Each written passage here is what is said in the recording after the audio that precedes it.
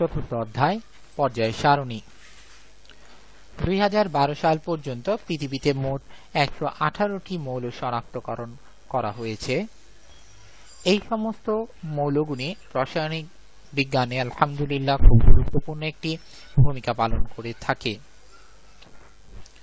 এই মৌলসমূহকে তাদের ধর্ম ভিত্তিতে একটি সারণীতে সাজানো হয়েছে। এই সারণীতে তাদের ধর্মের মিল এবং অমিলটা লক্ষ্য করা যায়। একই ধর্ম বা একই বৈশিষ্ট্য সম্পন্ন মৌলগুলিকে একটি গ্রুপ এর আন্ডারে রাখা হয় এবং এই একই গ্রুপ বিশিষ্ট যে সমস্ত মৌল রয়েছে তাদের মধ্যে আমরা যথেষ্ট মিল পরিলক্ষিত করে থাকি। সেগুলো মূলত একটি সারণীতে 118টি মৌলগুলোকে তাদের ধর্মের সাদৃশ্যের ভিত্তিতে সাজানো হয়েছে। এটিকে মূলত আমরা পর্যায় সারণী বলে থাকি। এই পর্যায় সারণী থাকার কারণে আলহামদুলিল্লাহ রাসায়নিক বিজ্ঞানে খুব গুরুত্বপূর্ণ একটি ভূমিকা পালন করে থাকে, কারণ খুব সহজেই আমরা একই গ্রুপের মৌলসমূহের ধর্ম সম্পর্কে জানতে পারি এবং এই অধ্যায়ে আমরা ইনশাআল্লাহ সেই পর্যায় সারণীর ব্যবহার, উপকারিতা, তার গুরুত্বপূর্ণ দিকগুলি নিয়ে ইনশাআল্লাহ আলোচনা করব। পর্যায় সারণীর ইতিহাস। 1789 সাল সর্বপ্রথম ল্যাভোসিয়ে মৌলসমূহকে ভৌত অবস্থার উপর বেস করে বা ভিত্তি করে 3টি শ্রেণীতে বিভক্ত করেন। 1864 সাল ইংরেজ বিজ্ঞানী জন নিউল্যান্ডস মৌলসমূহকে তাদের ভর অনুযায়ী সাজান এবং সাজানোর পর প্রথম 8টি মৌলের মধ্যে ভৌত এবং রাসায়নিক যে ধর্মগুলি রয়েছে তাদের মধ্যে মিল দেখতে পান। 1869 সাল রাশিয়ান বিজ্ঞানী দিমিত্রি মেন্ডেলিভ এবং জার্মান বিজ্ঞানী লোথার মিয়ার পৃথক পৃথকভাবে আলাদাভাবে একই ধর্ম বিশিষ্ট বা একই বৈশিষ্ট্য সম্পন্ন মৌলসমূহকে একটি শ্রেণীতে সাজান এবং তাদেরকে সাজিয়ে একটি টেবিল প্রস্তাব করেন বা প্রকাশিত করেন। সেটি মূলত পর্যায় সারণী হিসেবে পরিচিত। পর্যায় সারণী বিল্ড আপ হওয়ার জন্য বা পর্যায় সারণী তৈরি হওয়ার জন্য এটি মূলত হচ্ছে একটি সংক্ষিপ্ত ইতিহাস। দেখা যাচ্ছে আলহামদুলিল্লাহ পর্যায়ক্রমিকভাবে বিজ্ঞানীদের অবদানের ফলে আজকে আমরা সেই আধুনিক পর্যায় সারণীটি পরিলক্ষিত করে থাকি।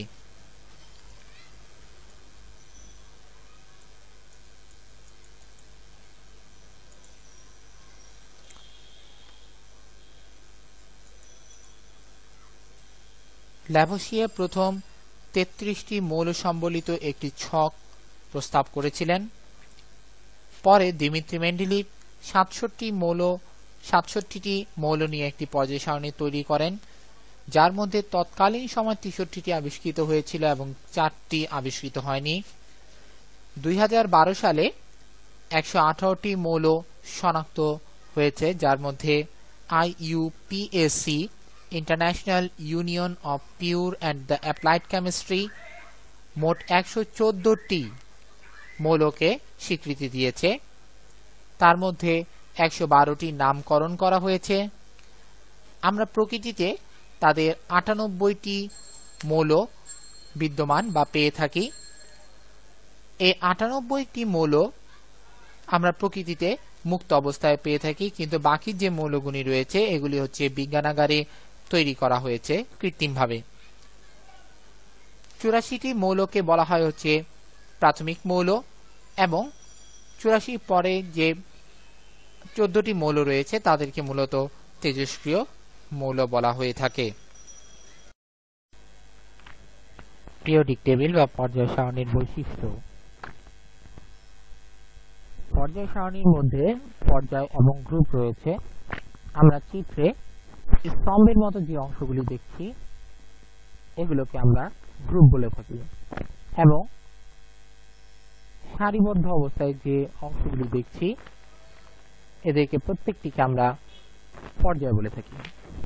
তাহলে পিরিয়ডিক টেবিলে আমরা লক্ষ্য করছি 1 থেকে নিয়ে 18টি লম্বা স্তম্ভের মতো অংশ রয়েছে, অর্থাৎ 18টি গ্রুপ রয়েছে এবং প্রথম থেকে শেষ পর্যন্ত মোট 7টি সারি রয়েছে। সুতরাং আমরা বলতে পারি যে এই পর্যায় সারণীতে 7টি পর্যায় রয়েছে। প্রতিটি পর্যায় গ্রুপ 1 থেকে নিয়ে গ্রুপ 18 পর্যন্ত বিস্তৃত। যেমন আমরা তৃতীয় পর্যায়ে যদি লক্ষ্য করি, তৃতীয় পর্যায়ে পটাশিয়াম গ্রুপ 1 এর সদস্য, এটা চতুর্থ পর্যায়, চতুর্থ পর্যায়ে পটাশিয়াম গ্রুপ 1 এর সদস্য, ক্যালসিয়াম হচ্ছে গ্রুপ 2 এর সদস্য, স্ক্যান্ডিনিয়াম হচ্ছে গ্রুপ 3 এর সদস্য, টাইটেনিয়াম হচ্ছে গ্রুপ 4 এর সদস্য, ভ্যানেডিয়াম গ্রুপ 5 এর সদস্য। ঠিক অনুরূপভাবে এই চতুর্থ পর্যায়ের বাম দিক থেকে যত ডানের দিকে যাওয়া যাবে ততই গ্রুপ 1 থেকে 18 পর্যন্ত বিস্তৃত হবে। গ্রুপ 1 পর্যায় 1 এ মোট 2টি মৌল রয়েছে, পর্যায় 2 এবং 3 এ মোট 8টি করে মৌল রয়েছে, প্রত্যেকটি পর্যায়ে 8টি করে মৌল রয়েছে। গ্রুপ পর্যায় 4 এবং 5 এ মোট 18টি করে প্রত্যেকটি পর্যায়ে মৌল রয়েছে এবং পর্যায় 6 এবং পর্যায় 7 এ প্রত্যেকটিতে মোট 32টি করে মৌল রয়েছে। এই পর্যায়ে 6 এবং 7 এ বেরিলিয়ামের পরে আমরা গ্রিন কালারের একটি অংশ দেখতে পাচ্ছি। এই অংশটি এই সারিকে নির্দেশ করে, যে সারিটিকে আমরা ল্যান্থানাইট সারি বলি এবং এই সারির মধ্যে 14টি মৌল অবস্থান করে। ঠিক অনুরূপভাবে আমরা রেডিয়ামের পরে একটি লাল বর্ণের অংশ দেখছি। এই লাল বর্ণের অংশটি এই সারিটিকে, নিচের সারিটিকে নির্দেশ করে, যেখানে মোট 14টি মৌল রয়েছে। এই সারিকে আমরা অ্যাক্টিনাইট সারি বলি। এই ল্যান্থানাইট সারি এবং অ্যাক্টিনাইট সারি তাদের অবস্থান মূল পর্যায় সারণীর বাহিরে। এদের প্রত্যেকটিতে, এদের এই দুইটি সারিতে মোট 14টি স্তম্ভ রয়েছে।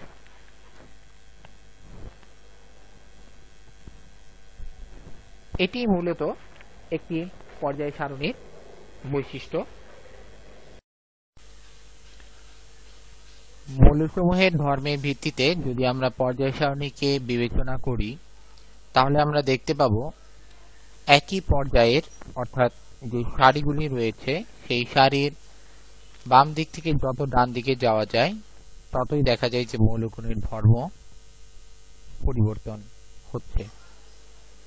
ঠিক অনুরূপভাবে আমরা যদি স্তম্ভ গুণি, তার মানে লম্বালম্বি ভাবে যে গ্রুপগুলি রয়েছে সেই গ্রুপের দিকে তাকাই, তাহলে দেখা যাবে যে আলহামদুলিল্লাহ প্রত্যেকটি মৌলের একটি অপরটির সাথে ভৌত এবং রাসায়নিক ধর্মের মিল রয়েছে এবং এই মৌলগুলি অবশ্যই সেই একই গ্রুপে থাকতে হবে, অর্থাৎ একই স্তম্ভের মধ্যে থাকতে হবে।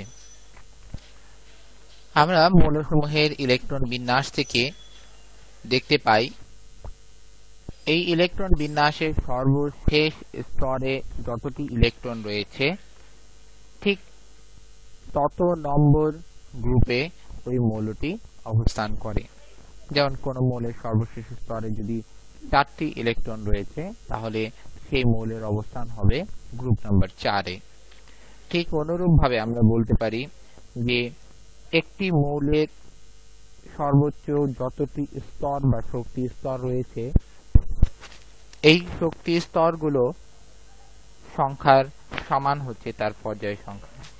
যদি কোনো মৌলের ইলেকট্রন বিন্যাস 2 4 6 হয়ে থাকে, তার মানে প্রথম, দ্বিতীয়, তৃতীয় এর মধ্যে অরবিট বা শক্তি স্তর রয়েছে 3টি, তাহলে আমরা বলতে পারি যে এই মৌলটি তৃতীয় নং পর্যায়ে রয়েছে। রসায়ন বিজ্ঞানের বিভিন্ন সময় বিভিন্ন রসায়ন বিজ্ঞানীগণ পর্যায় সারণীর ইমপ্রুভমেন্টের জন্য বা উন্নতি সাধনের জন্য বিভিন্ন সময় বিভিন্ন সূত্র প্রস্তাব করে থাকেন এবং সেই সূত্রের উপর ভিত্তি করে আস্তে আস্তে আলহামদুলিল্লাহ আজকের আধুনিক পর্যায় সারণী আমরা দেখতে পাই। তার মধ্যে একটি সূত্র হচ্ছে ত্রয়ী সূত্র 1829 খ্রিস্টাব্দে জার্মান বিজ্ঞানী জে.ডব্লিউ. ডোবেরাইন পারমাণবিক ভরের সাথে সম্পর্কিত করে ত্রয়ী সূত্র প্রদান করেন।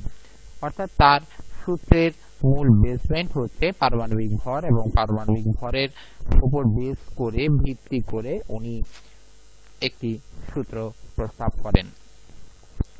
সূত্রটি হলো যে কোনো দুইটি মৌলের পারমাণবিক ভরের গড়, অর্থাৎ দুইটি পারমাণবিক ভরকে যোগ করে 2 দ্বারা ভাগ করলে যে পারমাণবিক ভরটি পাওয়া যাবে তা অন্য একটি মৌলের পারমাণবিক ভরের সমান হয়, এবং দেখা যায় যে মৌলের পারমাণবিক ভরের সমান হচ্ছে সেই মৌলটি আগের দুইটি মৌল যাদের নিয়ে গড় করা হলো তাদের ধর্মের প্রায় একই রূপ বা ধর্ম একই রকম বা তাদের ধর্মের সাথে মিলে যায়।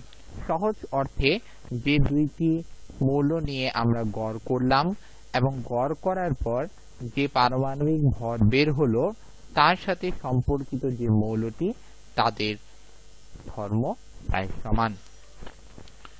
এটি হচ্ছে মূলত ত্রয়ী সূত্র, এবং যে 3টি মৌল ত্রয়ী সূত্র অনুযায়ী আমরা পেয়ে থাকি এই 3টি মৌলকে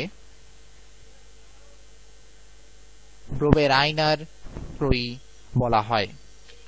উদাহরণস্বরূপ আমরা দেখতে পারি লিথিয়ামের পারমাণবিক ভর হচ্ছে 7 এবং পটাশিয়ামের হচ্ছে 39, তাদের গড় মান হয় হচ্ছে 23।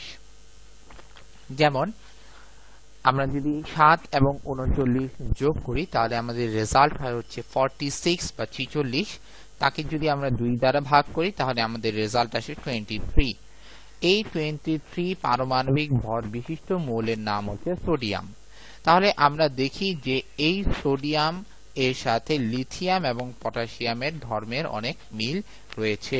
সুতরাং এই 3টি মৌল ত্রয়ী সূত্র অনুযায়ী ডোবেরাইনার ত্রয়ী বলা হয়ে থাকে।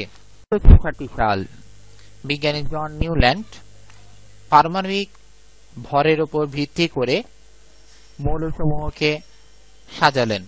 সাজিয়ে উনি দেখতে পান যে প্রতি 8ম মৌলের, অর্থাৎ প্রথম 8টি বা প্রতি 8টি মৌলসমূহের পরস্পরের মধ্যে তাদের ভৌত ও রাসায়নিক ধর্মের মিল দেখা যায়, এবং এই ভৌত ও রাসায়নিক ধর্মের মিলের উপর ভিত্তি করে তিনি একটি তত্ত্ব প্রস্তাব করেন যেটি হচ্ছে অষ্টক তত্ত্ব নামে পরিচিত।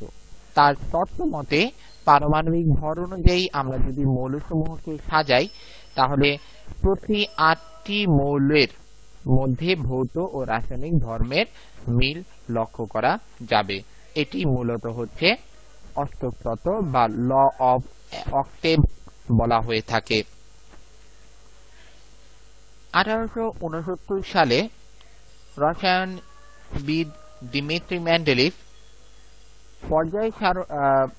পারমাণবিক ভর অনুযায়ী মৌলগুলিকে উচ্চ ক্রম অনুসারে সাজান, অর্থাৎ বড় থেকে ছোট। এই উচ্চ ক্রম অনুসারে পারমাণবিক ভর বিশিষ্ট মৌলগুলি সাজানোর পর উনি লক্ষ্য করেন যে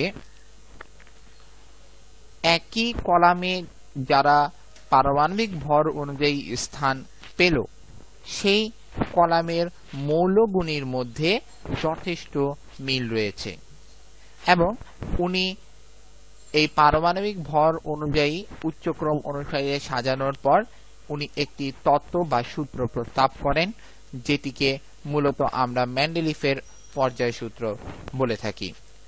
পর্যায় সূত্রটি হলো যে মৌলসমূহকে ক্রমবর্ধমান, অর্থাৎ লাইক দিস এক্সাম্পল হচ্ছে যদি কোনোটার পারমাণবিক ভর 61 হয় তারপরে 60 তারপরে 59 এভাবে সাজাতে হবে।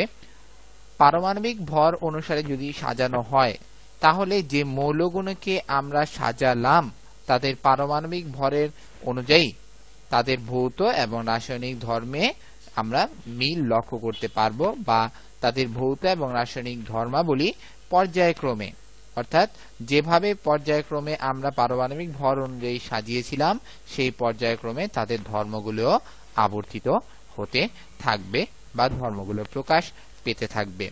এবং এখানে লক্ষণীয় ব্যাপার হচ্ছে যে পারমাণবিক ভর অনুসারে আমরা যেভাবে ঊর্ধ্বক্রম বা উচ্চক্রম অনুসারে সাজাবো, ঠিক অনুরূপভাবে আমরা পরস্পর মৌলগুলির মধ্যে সাদৃশ্য অর্থাৎ ভৌত ও রাসায়নিক ধর্মে মিল লক্ষ্য করতে পারব। মেন্ডেলিফের এই অবদানের জন্য বা খুব ভালো একটি সূত্র প্রস্তাবের জন্য অনেক বিজ্ঞানীর পর্যায় সারণীতে অবদান থাকা সত্ত্বেও মেন্ডেলিফের পারমাণবিক ভরের এই উচ্চক্রম অনুযায়ী সাজানোর প্রস্তাবকে গ্রহণ করে মেন্ডেলিফকে পর্যায় সারণীর জনক হিসেবে আখ্যায়িত করা হয়। 1913 সালে বিজ্ঞানী হেনরি মোসলে মেন্ডেলিফের পর্যায় সারণীর বা পর্যায় সূত্রের কিছুটা সংশোধন করেন। সংশোধনটি হলো যে মেন্ডেলিফ পারমাণবিক ভর অনুসারে সাজিয়েছিলেন, কিন্তু মোসলে তাদেরকে পারমাণবিক ভর অনুসারে না সাজিয়ে তাদেরকে পারমাণবিক সংখ্যা অনুযায়ী সাজানোর পরামর্শ দেন এবং সাজানোর পর তিনিও লক্ষ্য করেন যে মৌলসমূহের ভৌত এবং রাসায়নিক ধর্মেও যথেষ্ট মিল বা সাদৃশ্য লক্ষ্য করা যায়।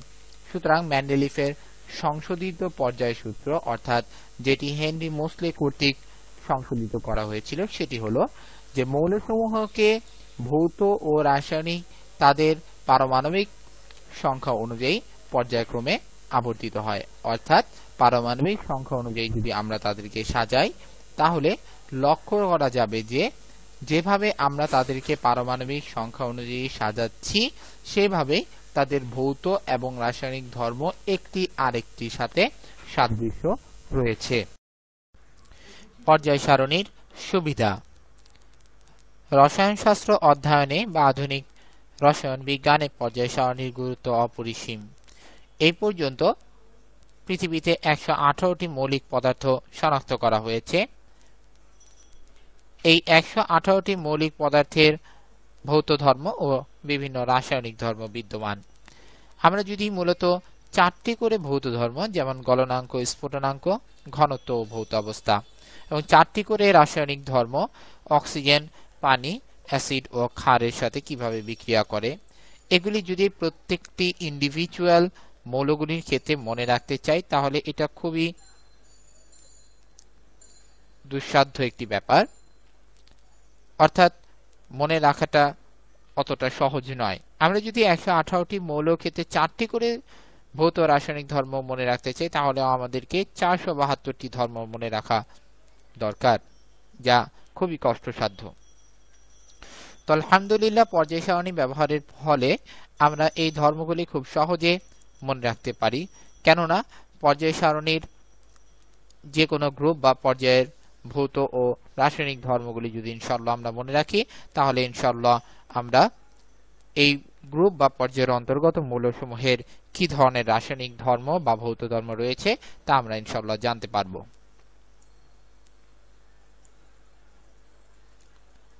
আমরা এই গ্রুপটির ক্ষেত্রে যদি লক্ষ্য করি তাহলে দেখব যে এটি একটি গ্রুপ 1। গ্রুপ 1 এ হাইড্রোজেন ব্যতীত যে মৌলগুলি রয়েছে তারা সবাই ক্ষার ধাতু। তাদের সর্বশেষ কক্ষপথে একটি ইলেকট্রন রয়েছে এবং তারা খুব সহজেই হাইড্রোজেন বাদে পানির সাথে অন্যান্য মৌলগুলি, আমি আবারও বলছি, শুধুমাত্র হাইড্রোজেন ব্যতিরেকে যে মৌলগুলি গ্রুপ 1 এ রয়েছে তারা পানির সাথে বিক্রিয়া করে খুব সহজেই হাইড্রোজেন গ্যাস তৈরি করতে পারে। এখন তাহলে আমরা গ্রুপ 1 এর অন্তর্গত যে মৌলগুলি রয়েছে তাদের আলাদা আলাদা করে ভৌত বা রাসায়নিক ধর্ম মনে রাখা আমাদের জন্য কোনো দরকার নেই। শুধুমাত্র গ্রুপ 1 এর ধর্মগুলি জানলেই আমাদের চলবে এবং গ্রুপ 1 এর অন্তর্গত যে ক্ষার ধাতুগুলি রয়েছে তারা সেই গ্রুপ 1 এর যে ধর্ম রয়েছে সেটি ফলো করে। সুতরাং আমাদের কাজগুলি আলহামদুলিল্লাহ অনেকই ছোট হয়ে আসলো। আমরা যদি পর্যায় 3 এর ক্ষেত্রে লক্ষ্য করি তাহলে প্রথম ধাতুটি হচ্ছে সোডিয়াম, পরেরটি হচ্ছে মৃৎক্ষার ধাতু ম্যাগনেসিয়াম। এভাবে আস্তে আস্তে যত বাম থেকে ডানের দিকে যাব দেখা যাবে যে তার অপধাতু, তারপরে হচ্ছে অধাতু এবং আস্তে আস্তে গ্যাসীয় পদার্থের দিকে মুভ করবে। তাহলে আমরা এ থেকে স্পষ্টভাবে বলতে পারি যে পর্যায় সারণীর বাম থেকে যত ডানে যাওয়া যায় মৌলগুণের ধর্ম ততটাই পর্যায়ক্রমে আবর্তিত হতে থাকে।